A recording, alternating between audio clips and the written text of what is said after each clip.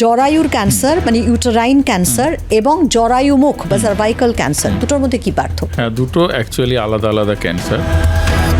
Cervical ক্যান্সারের কারণ কি বা এই যে এইচপিভি ভ্যাকসিন সেটা কতটা ইম্পর্টেন্ট? জরায়ুর মুখের যে ক্যান্সার মানে সার্ভিক্সের ক্যান্সার সেটা আমাদের দেশে বেশি, এবং বেশি কেন বেশি থাকার কারণ হলো এইচপিভি ভাইরাসটা পুরুষদের পেনিসের মাথার অংশে সেখানে ওরা বড় হয়, বা সেটা পুরুষটা হলো এর কেরিয়ার, ছেলেরা হচ্ছে ক্যারিয়ার, তাহলে তাদেরকে কেন ভ্যাকসিন দেওয়া উচিত? কোন বয়সের মহিলাদের সার্ভাইকাল ক্যান্সার বলুন বা ইউটেরাইন ক্যান্সার বলুন তার ঝুঁকি বেশি থাকে? এবার একটু বেশি বয়স্ক মহিলাদেরই সাধারণত হয়। মূলত এক ফোঁটা ব্লিডিং হলো, একটু স্পটিং হলো, সেটা কিন্তু একটা সিমটম, মানে একটা সাইন ফর। ইউট্রাস কেটে বাদ দেওয়া হলো, তাহলে ইউট্রাস কেটে বাদ দিলেই কি সব সমস্যার সমাধান? এইটা খুব একটা সাংঘাতিক প্রশ্ন। নমস্কার, আমি বৃষ্টি আর আপনারা দেখছেন হেলথ ইম্প্যাক্ট বাংলা, বাংলার সবচেয়ে বড় হেলথ পডকাস্ট।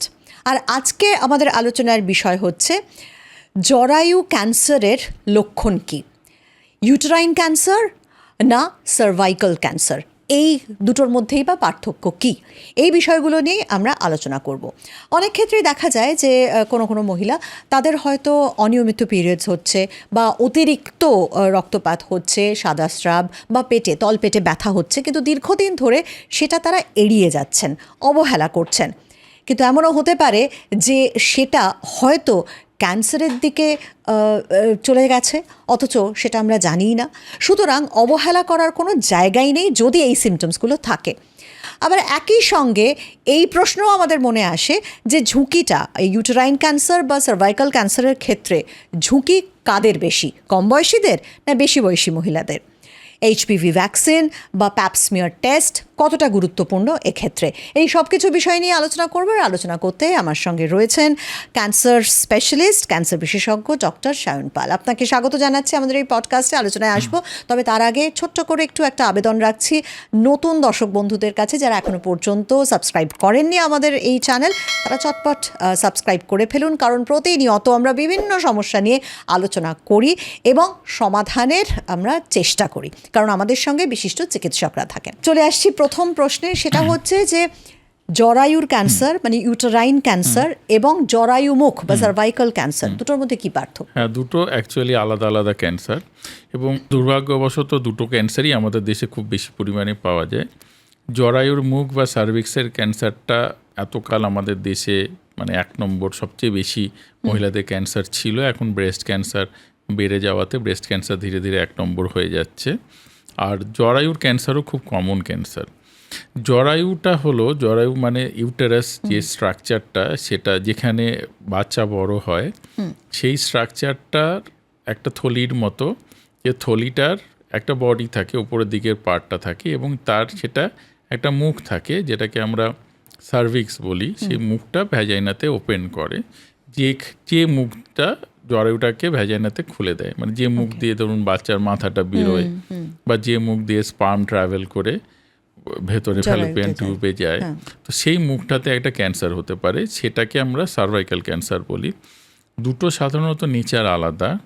ইউটেরাসের ক্যান্সার সাধারণত অ্যাডিনোকার্সিনোমা বলে একটা ক্যান্সার হয়, আর জরায়ুর মুখের ক্যান্সারটা মূলত স্কোয়ামাস সেল কার্সিনোমা বলে এক ধরনের ক্যান্সার হয়। যদিও অ্যাডিনোকার্সিনোমা হতে পারে না যে তা নয়, কিন্তু দুটোর ট্রিটমেন্ট আলাদা, দুটোর সিমটমস কিছু আলাদা, কিছুটা অনেকটা এক থাকলেও কিছু আলাদা, কিন্তু ট্রিটমেন্টটা সম্পূর্ণ দুটোর আলাদা। কাজেই সেটা আমাদের জানতে হবে, এবং কাদের হয় সেটাও দুটোর মধ্যে একটু ডিফারেন্স রয়েছে। একেবারে কাদের হয় এবং ট্রিটমেন্ট আলাদা, এই সব বিষয়গুলো নিয়ে আসছি। তার আগে জানতে চাইবো যে জরায়ুমুখ ক্যান্সার, সার্ভাইকাল ক্যান্সার, যেটা আপনি বললেন যে প্রচুর মহিলার কিন্তু এই জরায়ুমুখ ক্যান্সার আক্রান্ত প্রচুর মহিলা, তো সেক্ষেত্রে সার্ভাইকাল ক্যান্সারের কারণ কি বা এই যে এইচপিভি ভ্যাকসিন সেটা কতটা ইম্পর্টেন্ট? একদম, এটাই খুব ইম্পর্টেন্ট কোশ্চেন। আচ্ছা, প্রথমে আমি বলে নিই যে জরায়ুর ক্যান্সার, ইউটেরাস ক্যান্সার এবং জরায়ুমুখ সার্ভাইকাল ক্যান্সার দুটোই কিউরেবল ক্যান্সার, দুটোকেই আমরা সম্পূর্ণ সুস্থ করে দিতে পারি।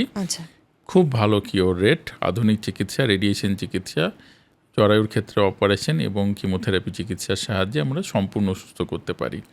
আচ্ছা, এইবারে হলো জরায়ুর মুখের যে ক্যান্সার মানে সার্ভিক্সের ক্যান্সার, সেটা আমাদের দেশে বেশি এবং বেশি কেন বেশি থাকার কারণ হলো এইচপিভি ভাইরাস।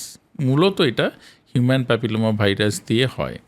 এই ভাইরাসটার ইনফেকশনের ফলে এবং সবচেয়ে মানে মুশকিল সমস্যাটা হলো যে এই ভাইরাসটা যে ইনফেক্টেড কারো হয়েছে সেটা কিন্তু তিনি বুঝতে পারেন না। তার কারণ অন্যান্য ভাইরাল ইনফেকশনের ক্ষেত্রে কিছু সিমটম হয়, এইচপিভি সাধারণত কিছু সিমটম হয় না।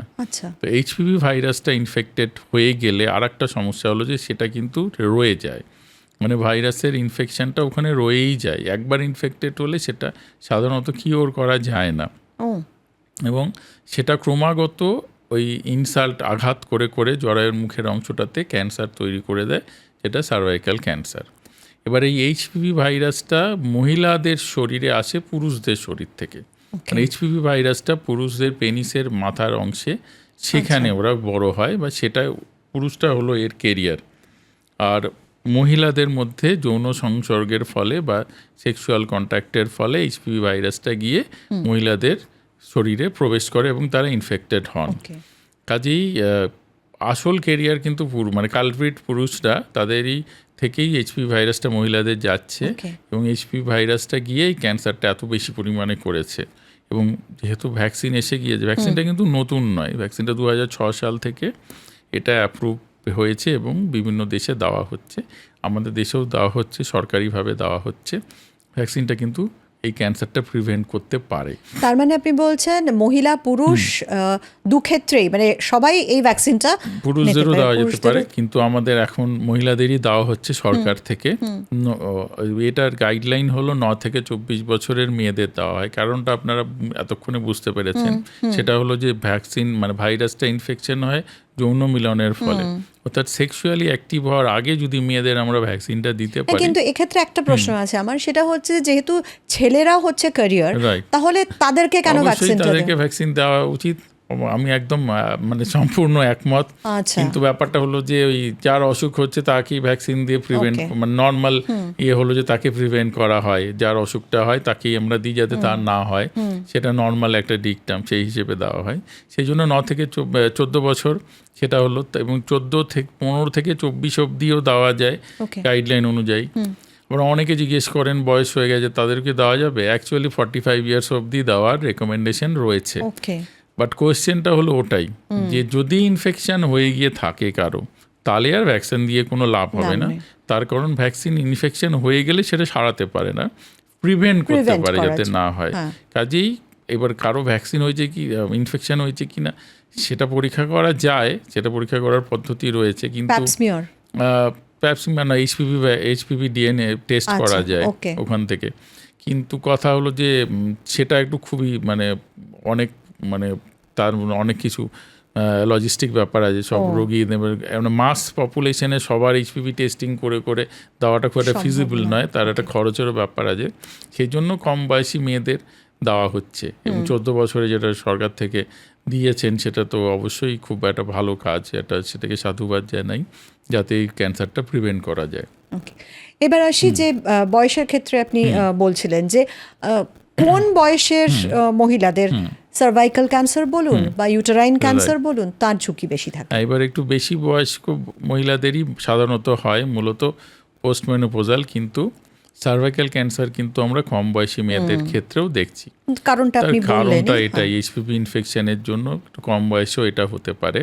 কিন্তু মনে রাখবেন যে পোস্ট মেনোপজাল ব্লিডিং যদি কারো হয়, মানে মেনোপজ হয়ে গিয়েছে, মাসিক বন্ধ হয়ে যাওয়ার পরে ব্লিডিং হয়েছে, এটা কিন্তু আমাদের মা মাসিরা, কাকিমা, জেঠিমারা খুবই ইগনোর করেন।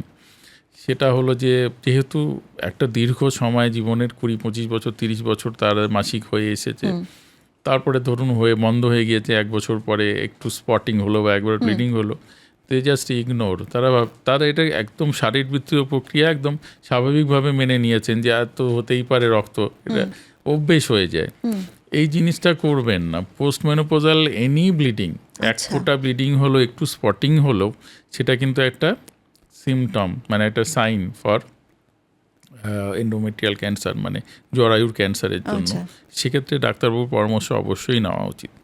আর তাছাড়া ধরুন অনিয়মিত মাসিক হওয়া, সেটা চলছে, দুটো পিরিয়ডসের মাঝখানে ব্লিডিং হচ্ছে কারো, ওকে, পোস্ট কয়েটাল ব্লিডিং মানে যৌন মিলনের পরে ব্লিডিং হচ্ছে, সেটা একটা সিমটম হতে পারে। ওকে, এই সিমটমগুলো থাকলে পরে ভালো বিশেষজ্ঞ ডাক্তারবাবু, গাইনোকোলজিস্ট, আমি নিজে পার্সোনালি বলি গাইনি অঙ্কোলজিস্টের পরামর্শ নিলে বেটার হয়। যে অসুখটা আমি এক্সক্লুড করতে চাইছি সেই অসুখটা যিনি স্পেশালিস্ট তিনি সেটাকে সবচেয়ে ভালো এক্সক্লুড করতে পারবেন। ওনার একটা মেন্টাল সেট আপ। আমি যেমন ক্যান্সার বিশেষজ্ঞ বলে আমার সবার আগে ক্যান্সারের কথাটাই মাথায় আসে এবং মানে এক্সক্লুড করার কথা আসে, তেমনি যিনি অন্য স্পেশালিটি ডাক্তারবাবু তার তিনি পড়াশুনো করেছেন 1000 জনের মধ্যে 900 জনের যে কারণটা হয় সেটাই আমাদেরও শিক্ষা, যে কমনেস্ট যেটা ডিজিজ সেটাকে আগে এক্সক্লুড করতে হবে, তাহলে আমরা ম্যাক্সিমাম টাইমই কারেক্ট হব। বাট আমরা ক্যান্সারের ক্ষেত্রে আমি একটু অন্য পদ্ধতি নিই। তার কারণ হলো অন্যান্য যে কোনো অসুখে একটু দেরি হলেও ম্যানেজেবল হয়, ক্যান্সারের ক্ষেত্রে টাইমটা খুব ভাইটাল। একটু দেরি হয়ে গেলে তারপর ম্যানেজ করাটা ডিফিকাল্ট হয়। আমি ওই জন্য আগে ক্যান্সার এক্সক্লুড করে তারপরে অন্যান্য জিনিস এক্সক্লুড করার পক্ষপাতী। এই সিচুয়েশনটা দেখে যে হারে ক্যান্সারটা বাড়ছে। একেবারেই। আপনি তো কয়েকটা সিমটমসের কথা বললেন, এছাড়াও ধরুন দীর্ঘদিন ধরে তলপেটে ব্যথা বা কোমরে ব্যথা, এগুলো কি? হ্যাঁ, এগুলো হতে পারে, তলপেটে ব্যথা, কোমরে ব্যথা হতে পারে। তবে সাধারণত একটু অ্যাডভান্স স্টেজে গিয়ে আমরা এই কোমরে ব্যথার সিমটমগুলো পাই। আর্লি স্টেজের ক্ষেত্রে ব্যথাটা খুব একটা হয় না, মূলত এই ব্লিডিং ডিসচার্জ হয়, হোয়াইট ডিসচার্জ হয়, ফাউল স্মেলিং ডিসচার্জ হয় সার্ভাইকাল ক্যান্সারের ক্ষেত্রে। এটা সবার আগে ডিসচার্জ দিয়ে শুরু হয়, তারপরে ব্লিডিং হয় বা ব্লাড মিক্স ডিসচার্জ হয়। এগুলি হলে এবং খুব একটা ডিফিকাল্ট নয়, এটা ধরতে পারাটা খুব একটা ডিফিকাল্ট নয়। তেমন ধরুন জরায়ুর মুখের সার্ভিক্সের ক্যান্সার তো বহু বছর ধরে ক্লিনিক্যাল এক্সামিনেশনের ওপর বেস করেই ছিল, খুব একটা ইনভেস্টিগেশনের প্রয়োজন হতো না।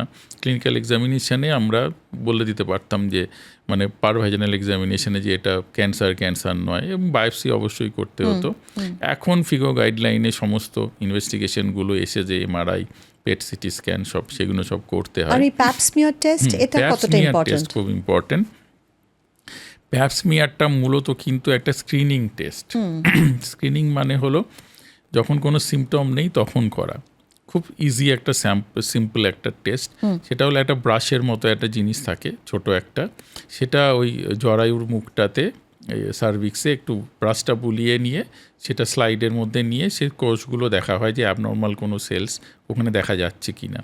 এবং বহু ক্ষেত্রেই প্যাপ স্মিয়ারে আমরা ক্যান্সারটাকে একদম আর্লি স্টেজ 0 যেটাকে বলি আমরা, কার্সিনোমা ইন সিটু এখনও ছড়ায়নি, সেই স্টেজেও ডিটেক্ট করতে পারি। তো আবার প্যাপ স্মিয়ারটা খুব ইম্পর্টেন্ট একটা পরীক্ষা। তার মানে কোনো লক্ষণ থাকুক বা না থাকুক, প্যাপ স্মিয়ার টেস্ট আপনি বলছেন যে মহিলাদের একটা মোটামুটি রেগুলারলি করা উচিত, বছরে একবার। সার্ভাইকাল স্ক্যানিং টেস্টের মধ্যে কিন্তু প্যাপ স্মিয়ার টেস্টটা রয়েছে। আমি আবার ইউটেরাইন ক্যান্সারে ফিরে আসছি। সেক্ষেত্রে অনেক সময় দেখা যায় যে ইউট্রাস কেটে বাদ দেওয়া হলো, তাহলে ইউট্রাস কেটে বাদ দিলেই কি সব সমস্যার সমাধান? এইটা খুব একটা সাংঘাতিক প্রশ্ন, গুরুত্বপূর্ণ প্রশ্ন, এবং খুব গুরুত্বপূর্ণ একটা জিনিস বলছি, সেটা আমার মনে হয় সবার জানা উচিত। গলব্লাডার ক্যান্সারের মতো ইউটেরাস ক্যান্সারও আমরা বেশিরভাগ ক্ষেত্রেই পাই যে ব্লিডিং হচ্ছে, বন্ধ হচ্ছে না, এবং সেটা অন্য কোনো কারণ ভেবে অপারেশন করা হয়ে গিয়েছে। অপারেশন করার পরে দেখা গিয়েছে যে সেখানে ক্যান্সার এসেছে।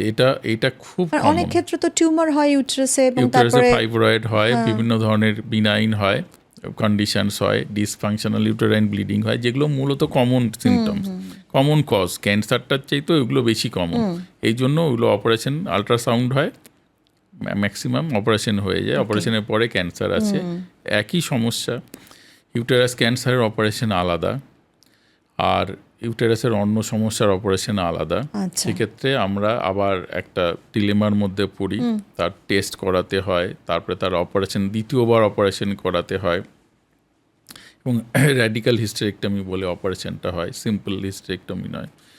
TAHBSO, total abdominal hysterectomy plus bilateral salpingo ovarectomy with nodal dissection, lymph node দেখতে হয়। এখানে সার্জনের ভূমিকা খুব গুরুত্বপূর্ণ ইউটেরাসের ক্যান্সারের ক্ষেত্রে, কেননা ওনাকে অনেক জায়গা থেকে স্যাম্পল নিতে হয়। মানে উনি লিম্ফ নোড ডিসেকশন করেন, অ্যাবনর্মাল কোনো জায়গা দেখলে সেখান থেকে স্যাম্পল নেন, এবং অপারেশনের উপরে ইউটেরাস ক্যান্সারের সাকসেস ডিপেন্ড করে। ওকে, অপারেশনের ওপরেই আমরা স্টেজিং করি। ইউটেরাসের staging is dependent on pathological staging, মানে অপারেশনের পরে যেটা বেরোলো তার স্টেজিং করে আমরা পরবর্তী ট্রিটমেন্ট, রেডিয়েশন, মূলত রেডিয়েশন লাগে, কেমোথেরাপি একটু অ্যাডভান্স হলে লাগে, সেই ট্রিটমেন্টটা ডিসাইড করি। ওকে, এবং তার মলিকুলার মার্কার্স বলে অনেক কিছু হয়, সেগুলো করে করি। জরায়ুর মানে সার্ভিক্সের ক্যান্সারের ক্ষেত্রে অপারেশন কমই হয়। দেখুন, সার্ভিক্সটা বাইরে থেকে বোঝা যায়, কিন্তু ইউটেরাসের ভেতরটা বাইরে থেকে এক্সামিনেশন করে বোঝা যায় না। জন্য সার্ভিক্সের ক্ষেত্রে ভুল হওয়ার চান্স কম। ওটা একটু পিভি এক্সামিনেশন করলেই অ্যাবনর্মাল দেখলেই বোঝা যায়। বাট আনফর্চুনেটলি সার্ভিক্স ক্যান্সারের ক্ষেত্রেও আমরা অপারেশন হয়ে যেতে দেখেছি। আচ্ছা, যেহেতু সার্ভিক্স ক্যান্সার খুব আর্লি স্টেজ ছাড়া অপারেশন সাধারণত হয় না, রেডিয়েশন, কেমোথেরাপি এবং ব্র্যাকিথেরাপি বলে একটা রেডিয়েশন ট্রিটমেন্ট হয়, তাই দিয়ে সুস্থ হয়।